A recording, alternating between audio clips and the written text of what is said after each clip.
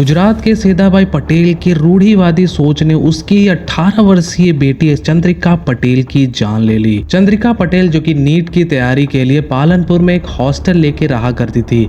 21 फरवरी 2025 को एक लिफ्ट मांगने के दौरान उसकी मुलाकात हरेश चौधरी से होती है और यही मुलाकात आगे चल के प्यार में बदल जाता है। हरेश चौधरी जिसकी उम्र 23 साल थी और वो ऑलरेडी शादीशुदा था और उसका एक बच्चे थे, लेकिन उसका अपने पत्नी से कोई भी नाता रिश्ता नहीं था और ये बात उसने चंद्रिका से नहीं छिपाई थी और चंद्रिका इसी बात को जानकर वो उससे और भी प्यार करने लगी थी। हरेश चौधरी और चंद्रिका एक दूसरे से मिलकर बहुत खुश थे। वो एक दूसरे के साथ कई जगह घूमने भी गए थे।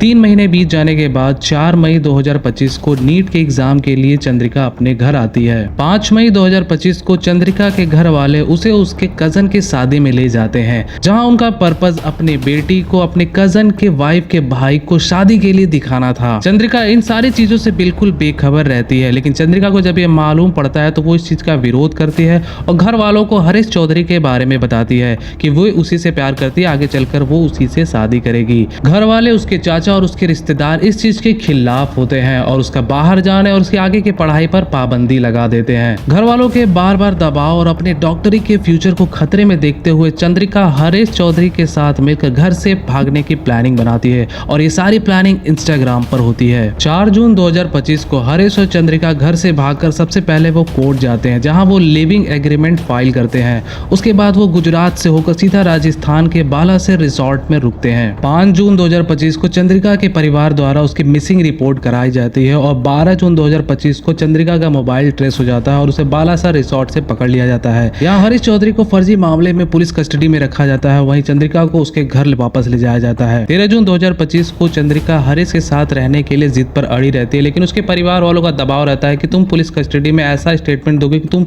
घर वालों के साथ रहना चाहती हो और उसे धमकी दी जाती है कि अगर तुम ऐसा नहीं करोगे तो हरीश को और भी फर्जी मामले में फंसाकर उसे आजीवन कारावास करा दिया जाएगा। इस दबाव में आकर चंद्रिका पुलिस कस्टडी में ऐसा स्टेटमेंट देती है कि वो घर वालों के साथ रहना चाहती है। 21 जून 2025 को हरीश जब जेल से बाहर निकलता है तो उसे 17 जून का आया हुआ चंद्रिका का मैसेज मिलता है। उस मैसेज में मुझे लिखा